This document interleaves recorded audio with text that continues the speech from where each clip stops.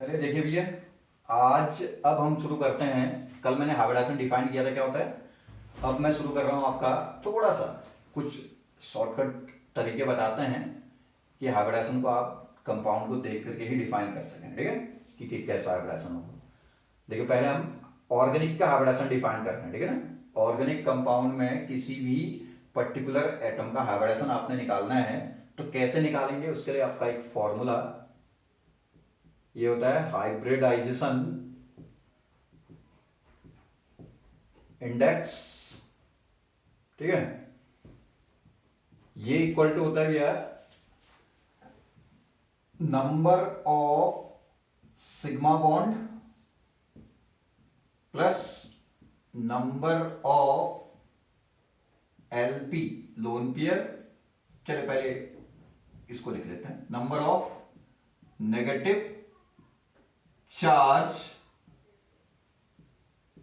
Plus number of lone pair at the atom, जिस atom पे आप हाइब्रिडाइजेशन निकाल रहे हैं। ऑर्गेनिक में पूरे मॉलिक्यूल का एक पर्टिकुलर हाइब्रिडाइजेशन नहीं हो सकता है, तो ऑर्गेनिक के अंदर आप जब चलते हैं तो ये ध्यान रखना कि किसी एक पर्टिकुलर एटम को मार्क कर देगा, इस एटम का हाइब्रिडाइजेशन निकालोगे, ठीक है। एक ही मॉलिक्यूल के अंदर अलग अलग एटम के बहुत सारे अलग अलग हाइब्रिडाइजेशन भी दिख सकते हैं, इसे मार्क करके बताएगा, पूछेगा आपको कि हाइब्रिडाइजेशन निकालना है तो आप इससे निकालेंगे, ठीक है ना। तो यहां से HI मतलब हाइब्रिडाइजेशन इंडेक्स है, HI इक्वल टू 2 मींस जिस एटम पे हाइब्रिडाइजेशन निकालो उस पे सिग्मा बॉन्ड, नेगेटिव चार्ज और लोन पेयर का जो सम है, यदि 2 आ रहा है तो करस्पॉन्डिंग आपका जो एटम है उसका हाइब्रिडाइजेशन क्या होगा, आपका sp हाइब्रिडाइजेशन रहेगा, ठीक है ना।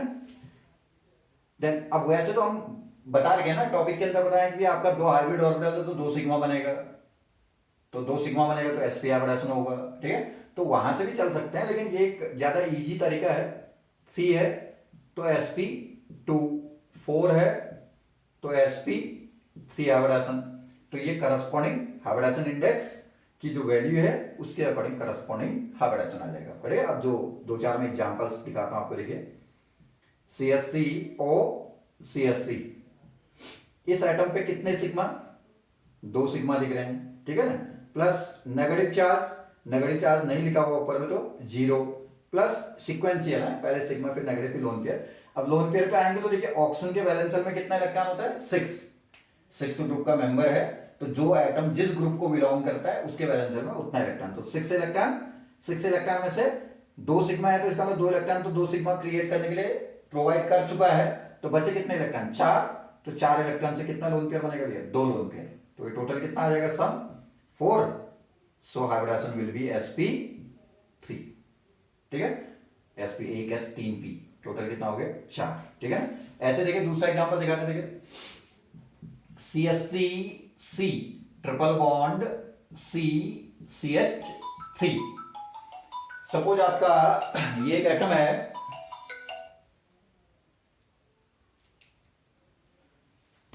देखिए एक एटम है, इस पे आपने हाइब्रिडाइजेशन निकालना है तो कितने सिग्मा है, सिग्मा कितना है 1, ट्रिपल बॉन्ड में 2 पाई 1 सिग्मा होता है, तो 2 सिग्मा प्लस पाई कितना है, पाई 2 है ना, पाई को तो हम काउंट नहीं कर रहे हैं कहीं, तो नेगेटिव चार्ज है क्या, नहीं है negative charge, plus lone pair निकालना आप, देखिए तो कार्बन के वैलेंस शेल में कितना इलेक्ट्रॉन, 4, चौथे ग्रुप का मेंबर होता है, 4th ग्रुप का मेंबर है, तो 4 वैलेंस इलेक्ट्रॉन में से 2 तो 2 सिग्मा बना दिए, लेकिन आपको क्या दिख रहा है, 2 पाई बॉन्ड भी तो दिख रहा है ना, तो 2 इलेक्ट्रॉन 2 पाई बॉन्ड बनाने के लिए इंगेज्ड है, लेकिन पाई बॉन्ड हाइब्रिडाइजेशन के लिए रिस्पॉन्सिबल नहीं होता है, इसलिए आपका क्या है, लोन पेयर की प्रोबेबिलिटी कितनी हो जाएगी, 0, क्योंकि 2 इलेक्ट्रॉन 2 सिग्मा में चले गए, नेगेटिव है नहीं, तो लोन पेयर की हम बात करेंगे तो 4 इलेक्ट्रॉन, 4 वैलेंस इलेक्ट्रॉन में से 2 तो हमारा यूज हो चुका है, 2 पाई बॉन्ड बनाने में यूज होगा, तो हमारे पास लोन पेयर के लिए कोई इलेक्ट्रॉन नहीं बचेगा, तो इसलिए आपका टोटल कितना आ जाएगा, 2 sp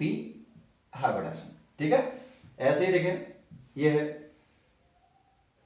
सपोज आप अब कभी ऐसे कंपाउंड दे देना, बेंजीन दे देगा आपको, बहुत सारे लोग फिर दिमाग तक काम ही नहीं करते हैं, तो कार्बन, इस कार्बन का हाइब्रिडाइजेशन बताओगे दिया उसने बेंजीन में, ठीक है। तो इस कार्बन पे कितने सिग्मा दिख रहा है आपको? फिलहाल दिख तो दो ही रहा है ना, लेकिन कार्बन टेट्रावेलेंट होता है तो चौथी वैलेंसी क्या होगी यहाँ पे? हाइड्रोजन तो होगा ना भी एक, तो एक हाइड्रोजन होगा तो कितने हो गए? 3 सिग्मा है। ये आपको ध्यान रखे रखना पड़ेगा कि कार्बन क्या है, टेट्रावेलेंट होता है तो 4 वैलेंसी नहीं दिख रही है तो हाइड्रोजन लिख देना वहां पे उतना, ठीक है। तो हाइड्रोजन होगा तो सिग्मा ही बनाएगा, 1 2 3 सिग्मा, प्लस नेगेटिव कितना है 0, प्लस लोन पेयर कितना है? लोन पेयर दिख रहा है? कहीं नहीं दिखेगा। क्यों नहीं दिखेगा? कार्बन के बाद टोटल 4 वैलेंस इलेक्ट्रॉन, 3 सिग्मा में एंगेज हो गया, एक पाई बनाने में एंगेज हो गया, तो आपका लोन पेयर पाई बनाने में एंगेज होगा, लेकिन पाई को हम यहाँ काउंट नहीं करते हैं, लेकिन इलेक्ट्रॉन तो आपका यूज हो चुका है ना, तो ये 0, तो यहाँ पे टोटल 3 sp2 मींस बेंजीन के ईच कार्बन का हाइब्रिडेशन कैसा होगा? आपका sp2 रहेगा, ठीक है। ऐसे ही देखिए, अब कभी कभी क्या करता है ना, बहुत सारे लोगों का एक सिंपल तरीका ये होता है कि डबल बॉन्ड देखा तो sp2 हाइब्रिडेशन कह देते हैं। जैसे यहाँ पे डबल बॉन्ड दिखा तो कार्बन का हाइब्रिडेशन sp2 कह देते हैं, लेकिन इस डबल बॉन्ड पे हाइब्रिडेशन देखो कितने सिग्मा दिख रहे हैं? एक सिग्मा इधर को, एक सिग्मा उधर को, 2 सिग्मा है। नेगेटिव कितना है? नेगेटिव नहीं दिख रहा है, 0। लोन पेयर, लोन पेयर इसलिए नहीं होगा, 4 वैलेंस इलेक्ट्रॉन है कार्बन के पास, 2 सिग्मा में गए, 2 पाई भी तो बना रहे ना, तो आपका लोन पेयर भी 0, तो यहां से हाइब्रिडेशन कितना आ जाएगा? 2, दैट इज sp हाइब्रिडेशन, ठीक है। अब एक कंडीशन, चलिए मैं एक और एग्जांपल दिखाता हूं, CH3 CH2 पॉजिटिव, इस पे हाइब्रिडेशन देखना है तो कार्बन पे कितने सिग्मा है? 3, एक सिग्मा, 2 हाइड्रोजन के साथ 2 सिग्मा, 3 हो गया, प्लस नेगेटिव तो नहीं है। जैसे हम सिग्मा को काउंट करते हैं, पाई को काउंट नहीं करते हैं, ऐसे नेगेटिव को काउंट करेंगे, पॉजिटिव को काउंट नहीं करेंगे, ठीक है ना। प्लस लोन पेयर पे आते हैं तो कार्बन के वैलेंस शेल में 4 इलेक्ट्रॉन होता है, प्लस का मतलब 1 इलेक्ट्रॉन कम हो चुका है, टोटल 3 थे, 3 सिग्मा बना दिए, तो कुछ बचेगा? नहीं बचेगा, तो लोन पेयर कितना होगा? 0, तो टोटल 3 sp2 हाइब्रिडेशन, ठीक है। इसी का मतलब यदि हमारे पास ये होता, देखिए CH3 CH2 नेगेटिव होता, नेगेटिव जहां पे होता 2 इलेक्ट्रॉन लिखेंगे, तो कार्बन के पास कितने सिग्मा?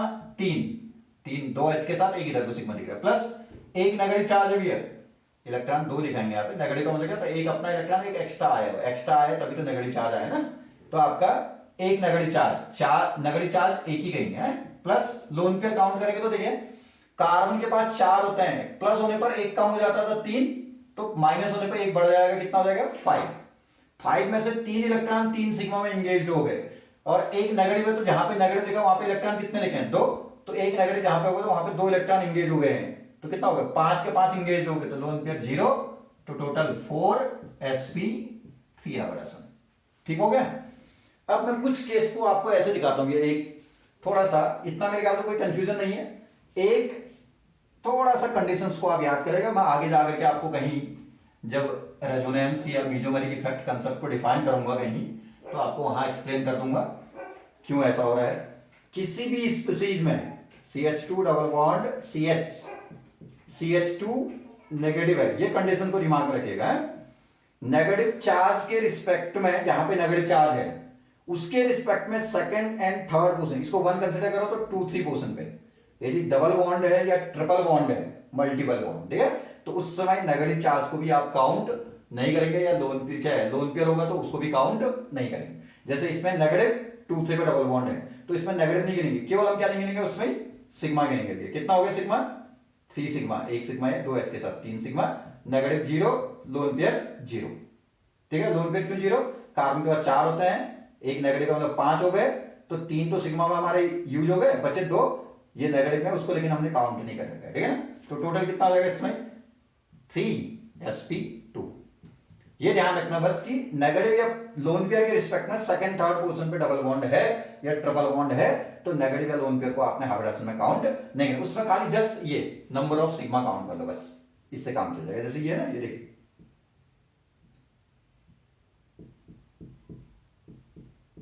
NH2 है, नाइट्रोजन के वैलेंस शेल में 5 इलेक्ट्रॉन होता है, फिफ्थ ग्रुप का मेंबर है नाइट्रोजन, तो 2 हाइड्रोजन के साथ बॉन्ड, एक नीचे बॉन्ड में है, तो कितने बचे? 2 बचे हैं, तो एक लोन पेयर है इसके पास। तो नाइट्रोजन का हाइब्रिडेशन देखना है तो क्या 2 हाइड्रोजन के साथ सिग्मा, एक नीचे सिग्मा, टोटल सिग्मा कितने हैं? 3। नेगेटिव तो नहीं दिख रहा है, लोन पेयर दिख रहा है, लेकिन लोन पेयर लिखेंगे नहीं हम, क्योंकि लोन पेयर के रिस्पेक्ट में 2 3 पे डबल बॉन्ड है, तो इस लोन पेयर को हाइब्रिडेशन में नहीं काउंट करना है, तो 3, तो हाइब्रिडेशन क्या कहेंगे आप? sp2 कहेंगे, ठीक है। अब ऐसा क्यों होता है हल्का सा बता देते हैं। जब भी नेगेटिव के रिस्पेक्ट में 2 3 पे डबल बॉन्ड या लोन पेयर के रिस्पेक्ट में 2 3 पे डबल बॉन्ड है तो उसमें वो नेगेटिव चार्ज या वो लोन पेयर आपका रेजोनेंस में मूव कर जाता है, ठीक है, डीलोकलाइज नेचर का हो जाता है, इसलिए आप उसको हाइब्रिडेशन में काउंट नहीं करते हैं, ठीक है, ये उसका कॉज है। लेकिन ज्यादा डिटेल में सीखना होगा तो फिर बाद में आएंगे, क्योंकि नेगेटिव चार्ज आपका क्या है 2 3 पे डबल बॉन्ड है तो आपका ये रेजोनेंस पर चले जाएगा, तो यहाँ ऑलवेज अवेलेबल रहेगा ही नहीं, तो आपका ये क्या है हाइब्रिडेशन में भी काउंट नहीं है, ठीक है ना इतना तक। तो ये तो हो गया ऑर्गेनिक स्पीसीज के हाइब्रिडेशन को निकालने के लिए आपका तरीका हो गया। अब इनऑर्गेनिक के लिए हाइब्रिडेशन के लिए मैं तरीका बता रहा हूं, इस तरीके को जरा फॉलो करिएगा भैया बहुत अच्छे से, ठीक है, इस पे प्रैक्टिस भी करिएगा, क्योंकि इसके बाद मैं आपको वीएसीपीआर थ्योरी डिफाइन करूंगा तो आपको क्या है वीएसीपीआर में बहुत हेल्पफुल होगा, ठीक है ना। ये देखिए 3 स्टेप में हम इनऑर्गेनिक का हाइब्रिडेशन चलते हैं। स्टेप 1 ये होता है आपका duet pair, sorry duet pair DP कहेंगे शॉर्ट में मैं। दूसरा चलिए इससे पहले आप एक काम करो, total valence shell electron of species. Species का मतलब कोई कॉमन टर्म है, कोई कैटाइन भी हो सकता है जिसका हम हाइब्रिडेशन निकाल रहे हैं, कोई एनाइन भी हो सकता है, कोई न्यूट्रल भी हो सकता है, ठीक है। अब इनऑर्गेनिक हम पूरे मॉलिक्यूल है, जैसे बीएफसी में हाइब्रिडेशन पूछेगा आपको, ठीक है, होगा तो सेंट्रल एटम का, लेकिन वहां के लिए बीएफसी में हाइब्रिडेशन बताओ कितना होगा, ठीक है, तो वहां पे सेंट्रल एटम का ही होगा हाइब्रिडेशन भी, लेकिन ये ध्यान रखना पूरे वैलेंस क्या है स्पीसीज के वैलेंस सेल इलेक्ट्रॉन कितना है, ठीक है, उसमें जितने भी एटम है सबके वैलेंस सेल के इलेक्ट्रॉनों को ऐड करना है, ठीक। दूसरे स्टेप में स्टेप 2 में आप DP duet pair, OP octet pair and LP lone pair तीनों का सीक्वेंशियल कैलकुलेशन करेंगे। अभी एग्जांपल से बताएंगे कैसे है। स्टेप 3 में इन तीनों का sum DP plus OP plus LP कितना आ रहा है 2 आ रहा है, तो आपका हाइब्रिडाइजेशन की जो वैल्यू होगा दैट विल बी एसपी। 3 आ रहा है तो sp2, 4 आ रहा है तो sp3, 5 आ रहा है तो sp3d, 6 आ रहा है तो sp3d2, 7 आ रहा है तो sp3d3।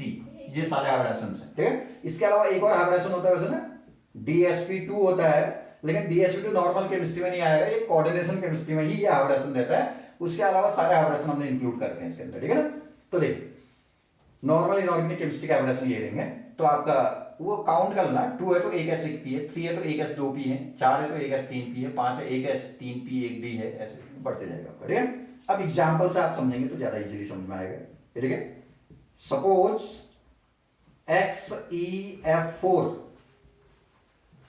जिनॉन टेट्राफ्लोराइड का हाइब्रिडेशन निकालना है। जिनॉन कौन से ग्रुप का मेंबर है? एक चीज हमने कहा कि आपका फर्स्ट ग्रुप का मेंबर होगा तो उसके वैलेंस सेल में 1 इलेक्ट्रॉन होगा, सेकंड ग्रुप का मेंबर होगा तो वैलेंस सेल में 2 इलेक्ट्रॉन होगा। जो जितना ग्रुप नंबर होगा 7th तक वैलेंस सेल में उतना इलेक्ट्रॉन। 7th के बाद 0 ग्रुप आता है जिसको आप इनर्ट गैसेस भी कहते हैं, नोबल गैसेस कहते हैं, तो उनमें आपके वैलेंस सेल में कितने इलेक्ट्रॉन होंगे 8 इलेक्ट्रॉन एक्सेप्ट हीलियम। अब हीलियम की जनरली हम कंपाउंड जनरली स्टडी करते नहीं है, ठीक है ना, रेयर केसेस में मिलते हैं। तो हीलियम में तो आपका टोटली एटॉमिक नंबर 2 है तो वहां पे टोटली वैलेंस इलेक्ट्रॉन भी 2 ही होगा, लेकिन अदर जितने भी 0 ग्रुप के एलिमेंट हैं हीलियम के नीचे neon, organ, krypton, xenon, radon, सबके वैलेंस सेल में कितना इलेक्ट्रॉन होगा 8 इलेक्ट्रॉन, ठीक है ना। तो अदर ग्रुप नंबर जिसका जितना उतना वैलेंस इलेक्ट्रॉन और 0 ग्रुप वालों में 8 इलेक्ट्रॉन, ठीक है ना, एक्सेप्ट हीलियम। तो जिनॉन में कितना इलेक्ट्रॉन वैलेंस में 8 प्लस एक फ्लोरीन में 7th ग्रुप का मेंबर है हेलोजन फैमिली, 7 4 जा 20, एक फ्लोरीन में 7 तो 4 फ्लोरीन में 28, कितना आ जाएगा 36 हो गया टोटल वैलेंस इलेक्ट्रॉन। अब एक आध एग्जांपल में थोड़ा टाइम लगेगा आपको, फिर लगेगा कि बहुत इजी है। अब देखिए डीपी ओपी एलपी, डीपी कितना भी है, हाइड्रोजन है तो डीपी होगा, हाइड्रोजन नहीं है तो डीपी नहीं होगा, ये क्लियर कर लो। हाइड्रोजन नहीं है तो डीपी 0 हो गया। ओपी, ओपी का मतलब ऑक्टेट पेयर, तो 8 से डिवाइड करो कितने पेयर बनेंगे कंप्लीट, 8 4 जा 32, 4 पेयर बन गए फिर, तो रिमेनिंग कितने हुए अब 4 इलेक्ट्रॉन बच गए, तो वो 4 इलेक्ट्रॉन से बनेगा लोन पेयर। तो कितने इलेक्ट्रॉन का एक लोन पेयर? 2 का। तो 4 बचा तो अपॉन 2 कर लो, तो कितने lone pair? 2 lone pair. Remaining कितना हो गया? 0। अब कुछ नहीं बचा। अब कहीं कुछ बच रहा है तो ये ध्यान रखिएगा, तो गड़बड़ हो गया है, ठीक है ना। कोई भी ऐसा इनऑर्गेनिक स्पीसीज नहीं मिलेगा जिसमें वो डीपी ओपी एलपी कोवलेंट है, इनऑर्गेनिक कोवलेंट स्पीसीज, जिसमें डीपी ओपी एलपी निकालने के बाद भी रिमेनिंग होगा, ऐसा नहीं होना चाहिए, ठीक है ना। तो ये मोस्टली आपका क्या होगा भैया, ये तीनों को कैलकुलेट करने पर अपने आप 0 आ जाएगा। टोटल कितना हो गया? 6। ये देखिए sp3d2 हाइब्रिडेशन आएगा भैया यहाँ से, ठीक हो गया ना। जिनॉन का वैलेंस इलेक्ट्रॉन 8, 4 फ्लोरीन का 7th ग्रुप का मेंबर है, 7 4 28, ऐड करा 36। डीपी तब होता है जब हाइड्रोजन होता है। अभी एक आध एग्जांपल दिखाएंगे। डीपी नहीं है, हाइड्रोजन नहीं दिख रहा कंपाउंड में, तो डीपी 0 लिख देना है। वैसे भी एक चीज क्लियर करते हैं, दोनों में से एक ही होगा ये, कहीं किसी कंपाउंड में डीपी होगा तो ओपी नहीं होगा, और कहीं डीपी नहीं है तो ओपी होगा, ठीक है ना। तो 8 ये क्या है, डीपी नहीं है 0, सीधे ओपी निकालो तो 8 से डिवाइड करो टोटल इलेक्ट्रॉन में, 8 4 32। रिमेनिंग कितना हो गया, मतलब ऑक्टेट पेयर कितना बन गया? 4 ऑक्टेट पेयर बन गए 32 में, ठीक है। बच्चे 4 इलेक्ट्रॉन, तो उस 4 इलेक्ट्रॉन में डिवाइड बाय 2 करेंगे तो लोन, क्योंकि 2 इलेक्ट्रॉन का एक लोन पेयर, तो कितने लोन पेयर बन जाएंगे? 2 लोन पेयर, तो टोटल 6 sp3d2 आ जाएगा आपका यहाँ से, ठीक है। अब ऐसे ही देखिए, सपोज हमको कोई आयन दिया हुआ है SO4 -2, तो सल्फर के वैलेंस इलेक्ट्रॉन कितना होता है? 6 ग्रुप का है।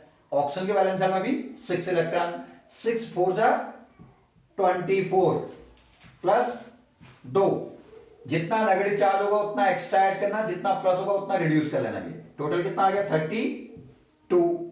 Then DP OP and LP. DP कितना? हाइड्रोजन नहीं दिख रहा है तो 0। ओपी कितना भी है? 8 से डिवाइड करो, 8 4 32, कंप्लीट डिवाइड हो गया भैया। अब रिमेनिंग 0 है तो लोन पेयर अपने आप ही क्या होगा? लोन पेयर की गुंजाइश नहीं तब होगी जब ओपी निकालने के बाद इलेक्ट्रॉन बचा होगा। तो टोटल कितना होगा? 4। हाइब्रिडेशन विल बी sp3, ठीक है। देन ऐसे ही लिखिए, कोई एग्जांपल ऐसे दिखाते हैं, देखिए NH3 अमोनिया दिखा दिया। चलिए हैं, अब हाइड्रोजन वाले केस है, डीपी आएंगे। अब नाइट्रोजन 5th ग्रुप का मेंबर है, तो वैलेंस शेल में 5 इलेक्ट्रॉन, 3 हाइड्रोजन में कितना इलेक्ट्रॉन होगा? 3, तो टोटल कितना? 8 इलेक्ट्रॉन, डीपी ओपी एलपी। ये क्लियर है? डीपी होगा तो ओपी नहीं होगा, ओपी होगा तो डीपी नहीं होगा। तो कितना हाइड्रोजन है भैया? 3 हाइड्रोजन है, तो डीपी कितना हो गया? 3। इसका डीपी का मतलब ये हुआ ना, नाइट्रोजन ने एक हाइड्रोजन के साथ बॉन्ड बनाया, तो इस बॉन्ड में कितने इलेक्ट्रॉन है? 2। ये एक डीपी है, ये दूसरा डीपी है, ठीक है ना। ये तीसरा हाइड्रोजन के साथ बॉन्ड बनाया, ये तीसरा डीपी है, ठीक हो गया। तो 3 डीपी है, तो कितने इलेक्ट्रॉन यूज हो गया हमारे? 6। तो जितने डीपी है जस्ट उसके डबल आपने रिड्यूस कर लेना, बचेगा कितना? 2। तो आपका 2 से तो ओपी नहीं हो सकता ना, ओपी के लिए तो 8 से ऊपर का डिजिट चाहिए, 8 या उससे ऊपर, तो ओपी 0 हो जाएगा। मैंने वैसे ही कहा डीपी है तो ओपी सीधे 0 कर लेना। अपॉन 2 कर लोगे तो आप लोन पे निकलेगा 1 लोन पे। टोटल कितना आ गया? 4 sp3 हाइब्रिडेशन, ठीक है। ऐसे आपके हाइड्रोजन वाले केस। एक पॉजिटिव केस दिखाते हैं, कोई देखिए H3O पॉजिटिव, 3 हाइड्रोजन में 3 इलेक्ट्रॉन, ऑक्सीजन में 6, प्लस चार्ज है तो -1, that will be equal to 8। DP कितना भी है? 3 हाइड्रोजन है तो 3, तो कितना रिड्यूस कर लो? 6, तो बचेगा कितना? 2। ओपी तो बन नहीं सकता है, तो ओपी कितना? 0। एलपी कितना? लोन पे निकालना तो रिमेनिंग है उसमें अपॉन 2 कर लो, तो 1 टाइम, टोटल 4 sp3। ऐसे आप किसी भी स्पीसीज का, इनऑर्गेनिक स्पीसीज का चाहे तो आप क्या निकाल सकते हैं? हाइब्रिडेशन निकाल सकते हैं, ठीक है ना। तो मेरे ख्याल से आपको इतनी बात समझ में आई होगी कि कैसे हम किसी भी ऑर्गेनिक में किसी एटम का, वो मार्क कर देगा एग्जैक्टली, ठीक है, उस एटम का हाइब्रिडेशन निकालना है तो कैसे निकालेंगे। और इनऑर्गेनिक स्पीसीज में आपको पूरा मॉलिक्यूल दे देगा, जैसे आपको दे देगा कि आपका XeF4 में हाइब्रिडेशन बताओगे देगा, वैसे हाइब्रिडेशन सेंट्रल एटम का ही होगा, लेकिन वहां पूरा मॉलिक्यूल देके चलेगा, ठीक है। क्योंकि इनऑर्गेनिक में एक मॉलिक्यूल के अंदर एक ही सेंट्रल एटम होगा, उसका हाइब्रिडेशन पूछेगा आपको मोस्ट ऑफ द केसेस में, ठीक है ना। और ऑर्गेनिक में आपके हर एटम का क्या है, आपका हाइब्रिडेशन पूछ सकता है, ठीक है। तो शायद मेरे ख्याल से इतना जो मैंने आपको अभी तक का दोनों के मेथड्स बता दिए हैं, और हाइब्रिडेशन क्या है वो मैं पहले बता दूंगा थ्योरेटिकली, तो ये पूरा टॉपिक आप अच्छे से क्लियर करेंगे। कल मतलब जो नेक्स्ट आपका वीडियो आएगा, हो सकता है कल परसों जब भी आएगा, तो अगला जो मेरा वीडियो आएगा ये बहुत अच्छे से वॉच करना। हमने आपको बता दिया आपका बहुत ज्यादा स्कोरिंग, कुछ न कुछ पेपर के अंदर आपका क्वेश्चन होगा VSEPR थ्योरी से रिलेटेड, और उस VSEPR थ्योरी को मैं अगले क्या है वीडियो के अंदर लेके आऊंगा। तो आप कोशिश करेंगे कि उसको बहुत अच्छे से वॉच करेंगे और वो पूरा वीडियो इसी मेथड पर बेस्ड चलेगा, ठीक है। इसलिए मैं आपको पहले शॉर्टकट तरीका बताया, फिर उसके अकॉर्डिंग VSEPR और उससे स्ट्रक्चरल डिटर्मिनेशन कैसे किए जाते हैं इनऑर्गेनिक स्पीसीज के, उसको एक्सप्लेन करूंगा, ठीक है ना। चलिए, थैंक यू।